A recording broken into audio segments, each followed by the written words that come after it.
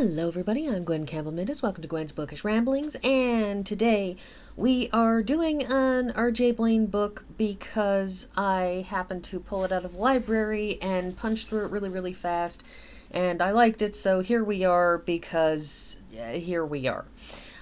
So R.J. Blain has a very strong tendency in all of her books to how do I put this? She writes with a very clear left-wing agenda. Now, let's be clear, I don't dispute her agenda. I don't have a problem with it. I basically fundamentally agree with the angle that she takes on socio-political issues. And in the problem is that some of her books, and I grant this is not one of them, but in some of her books, she has a tendency to finger wag. It's a tendency that leads you to say, when you're reading her books, and I suspect that there are authors all across the political spectrum, socio-political spectrum, however you want to think of it, who do this, where you say, I agree with you, but if I wanted to read a tract about the oligarchy of the wealthy, if I wanted to read a tract about governmental legislation causing problems because rich people are running the legislation in their own favor without worrying about what this is going to do to poor people. If I wanted to read a screed about that, there are a dozen publications, online, offline, magazines, books, what have you, dozens and dozens of them that I could go read that and actually read a cogent series of arguments with supporting documentation, as opposed to your work of fiction which discusses the issues with, examples, but you've written a fantasy novel and they're not real life examples. Can you stop doing this? Because, of course, we all put our worldviews into what we write. When you create a work of art, most of us, when we create a work of art, will be attempting to, on some level, espouse our own values. Even if those values, even if you write characters who are against those values, as a general rule, when you write a character who is acting against those values in some way, as a general rule, you write them as a bad person, that you write them basically saying, this person who said we should, turn poor people into Soylent Green for rich people, you have that person written in the book as a bad person. You say this is a terrible person and we shouldn't like or trust or believe this person because he or she has just said whatever. And, so it's always there. But there's the underlying philosophies that a person espouses that appear in a given work of art.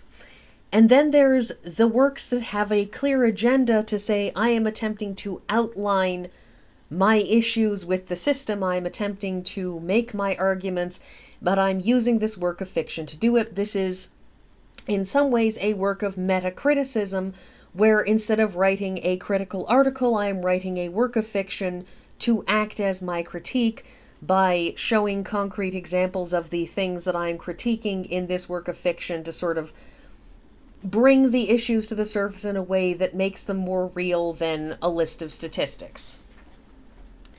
And that's totally fair. If you can do it, that's fine. Nice work if you can get it, but here's the problem. When you do that, you run the risk of writing something that is basically just you shouting at people about your issues instead of writing a story. And R.J. Blain has had an unfortunate tendency to sometimes cross that line. Tamora Pierce has did the same thing in her Protector of the Small series. It's one of the reasons why I didn't read the next set of books in the series, in that particular series by Tamora Pierce, is because reading Protector of the Small felt like she was standing next to me, wagging her finger angrily at me, because I agreed with her points. Like, it felt like standing next to somebody who's yelling at you about something that you actually agree with, and yelling at you as though you disagree, even though you agree. And I found that just a little bit too aggravating, so I didn't read the following series, which was about George and Alana's daughter, I believe. And anyways, I didn't have the patience for it. But this book, to reel things back in, does not do that. Now, does it discuss the issues of rich versus poor and the problems of the rich oligarchy and the way that the rich oligarchy tends to wind up in control of the government because wealth opens a lot of doors for people to be heard? Absolutely it does. But at the same time, the rest of the story is so entertaining and frankly weird that you don't sit there feeling like she's leaning over your shoulder yelling at you about it. Now, I grant, if I were somebody on the opposite end of the political spectrum, I might feel that way reading this, but at least I don't feel that way as a person who agrees with her, which I think is the important thing.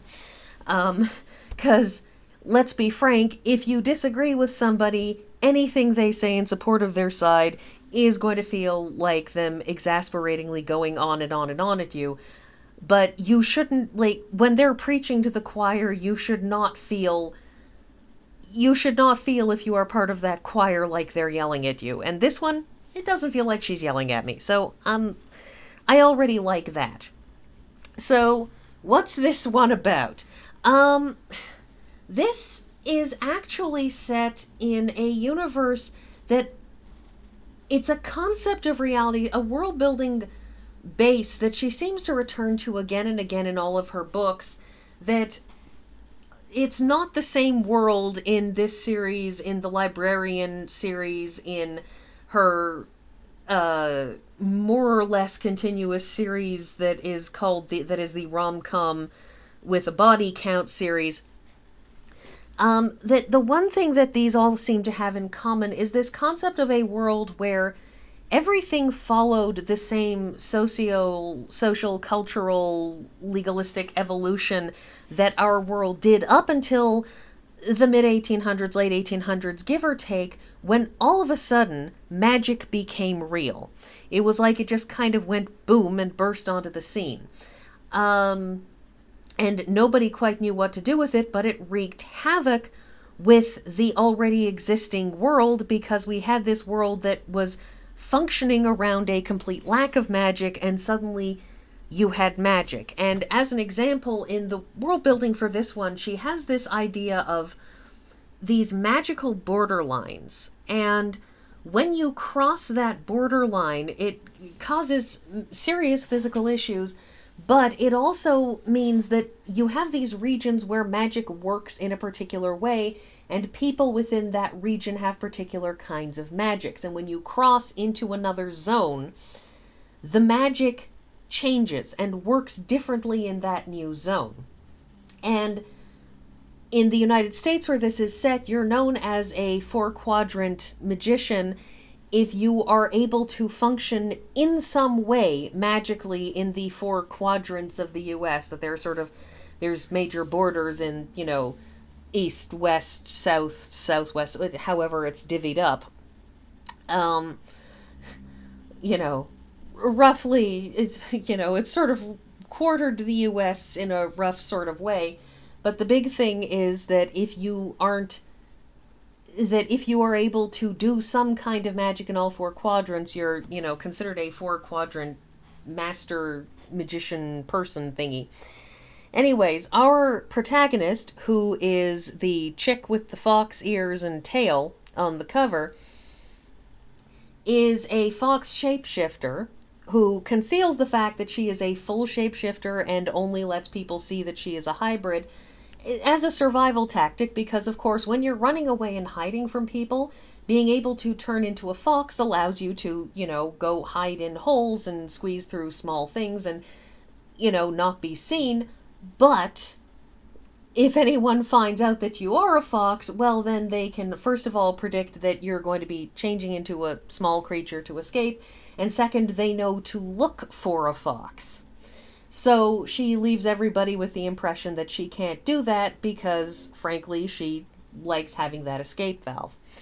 And she's living in what used to be known as Tornado Alley and is now just known as the Alley, where it turns out that somebody has hired people to make extra tornadoes to kill everyone and to drive them underground into this guy's underground city that he's built, passing himself off as a magnanimous who's building this, but it becomes very clear that he doesn't actually care about anything except his own power. Anyways, the most key thing here, and I've rambled so much about other stuff that I'm not even going to be able to talk to it much, is that this is a universe in which slavery has become re-legalized. Not in the way it used to be, but she is basically headhunted to be a concubine. And it's a weird sort of thing because she's not free. She's locked into this, this contract that will keep her from doing anywhere, going anything, but in the end, she also gets to be the mater familias, when her mother-in-law finally dies, because she will wind up marrying the heir to the family's fortunes and so on. And it's a very, very weird thing because on the one hand she will have no choice, but on the other hand she'll come out of it with power and money and wealth and so on. And it's actually described in this as a very interesting thing, as a dastardly sort of trick, because you're going to get people who dive headlong into being enslaved in this way, into being put in this situation where you are going to be this concubine, you're going to be attached to this family permanently, you're going to have this legal, noose around your throat, because it's better than starving to death in Tornado Alley. You're going to make that choice because you don't want to die, because it seems like a better option, but it's a gilded cage. And it's been legalized by wealthy people who have, petitioned the government to make this happen. And it's a fascinating, notion that she has, that when you have magic becoming real, when you have this shift in power, when you create these power dynamics that magic does, and add money into this, you create this system that is so easily ripe for abuse, and she's showing a system that has spiraled that way. And it's a very, very interesting book, especially in that she never gets dark. This doesn't actually there's a lot of dark stuff in it. There's a lot of stuff in here that if she really wanted to go for broke would be horrifically bleak. But she stays light and skims over the surface. And what that really does, in a very interesting way, is it allows for comment. It allows for noticing the issues. It allows for one to think about how these issues work in the real world without ever going so grim that nobody wants to read what you've written, except people who are, like making themselves sad. So it's an interesting effort. Now, is it successful at what it's trying to do? I'm not sure. I will say that it's a good fun read, and our protagonist is entertaining, and her obsession with boinking her, future romantic partner is also extremely entertaining. If you like modern, semi-urban type fantasy romance novel style writing, paranormal romance stuff, it's a good time. As long as you're left-wing leaning, you won't feel like you're being yelled at.